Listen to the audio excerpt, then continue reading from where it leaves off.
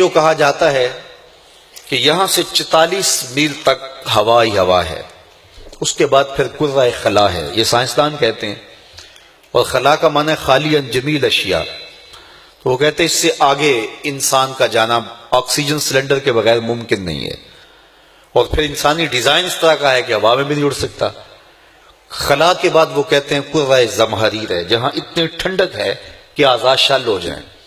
اس کے بعد پھر کرۂ نار ہے، اور وہاں سے فولاد بھی گزارا جائے تو پگھل جائے۔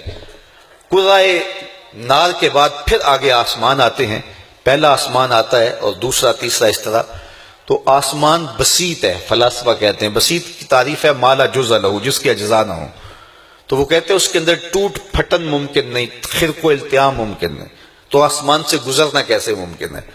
تو حضور کیسے پرواز کر گئے اس ہوا میں، پھر کرۂ خلا میں، پھر کرۂ زمہریر میں، پھر کرۂ نار میں، پھر آسمان کو چیر کے کیسے گزرے؟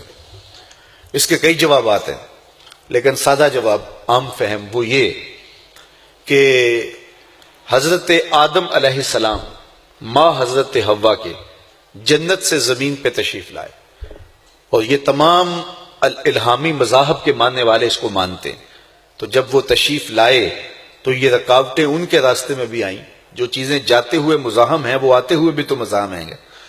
تو حضرت آدم علیہ السلام کرۂ نار سے کیسے گزر آئے، کرۂ زمہریر سے کیسے گزر آئے، اور وہ آسمان سے کیسے گزر آئے؟ اور حضرت عیسیٰ علیہ السلام کے بارے میں جو قرآن کا عقیدہ ہے وہ یہ ہے وما قتلوہ وما صلبوہ، انہیں قتل نہیں کیا گیا، انہیں سولی نہیں چڑھایا گیا، بلکہ اللہ تعالیٰ نے انہیں آسمان پہ اٹھا لیا۔ تو حضرت عیسیٰ علیہ السلام گئے ہیں تو راستے میں کرۂ نار بھی آیا ہوگا، کرۂ زمہریر بھی آیا ہوگا، یہ خلا بھی آئی ہوگی، اور آسمان بھی آیا ہوگا، وہ کیسے گزر گئے؟ حضرت ادریس علیہ السلام چلے گئے تو وہ کیسے گزر گئے؟ تو جب حضرت ادریس جا سکتے ہیں، حضرت عیسیٰ علیہ السلام جا سکتے ہیں، حضرت آدم ماں حضرت حوا آ سکتے ہیں، تو میرا نبی جا بھی سکتا ہے، میرا نبی آ بھی سکتا ہے۔ فرق صرف اتنا ہے کہ اگر پہلے کوئی گیا ہے تو پلٹ کے آیا نہیں، اگر کوئی آیا ہے تو پلٹ کے گیا نہیں، میرا نبی گیا بھی ہے، میرا نبی آیا بھی۔ بلکہ کسی فقیر نے کہا کہ حضور کا جانا تو تعجب کی بات ہے ہی، لیکن آنا زیادہ تعجب کی بات ہے۔ اللہ کے نبی جب جنت میں جاتے ہیں تو واپس آنے سے انکار کر دیتے ہیں، تو رب نے کہا کہ تم آئے تھے سیر کے لیے تو واپس نہیں جا رہے ہو؟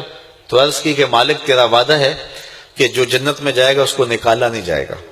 تو کہا تیری امت تو وہاں ہے، تو کہا امت نیک عمل کرے گی تو وہ بھی آ جائے گی۔ تو حضرت یونس نے انکار کر دیا کہ میں واپس جانے کا نہیں ہوں، لیکن حضور علیہ السلام وہاں گئے، دنا فتح اللہ کی گود میں بیٹھے، پلٹے تو پھر امت کے پاس آئے۔ اگر حضور بھی کہہ دیتے جب رب نے کہا تھا بما اشرفک یا احمد، پیارے مانگ کیا مانگتا ہے، تو حضور کہتے کہ مالک وہاں تو طائف کے بازار ہیں، مکے کی گلیوں میں کھدے ہوئے گڑے اور پھیلے ہوئے کانٹے ہیں، تو مجھے یہاں ہی جنت میں ٹھکانہ نصیب کر دیا جائے، یہی تیرے قرب ناز میں رہوں۔ لیکن محبوب پھر پلٹ کے آئے تو کہا حضور کا جانا کمال تو ہے ہی ہے، لیکن حضور کا آنا بھی کمال ہے، اس امت کے لیے حضور پھر پلٹ کے واپس آ گئے۔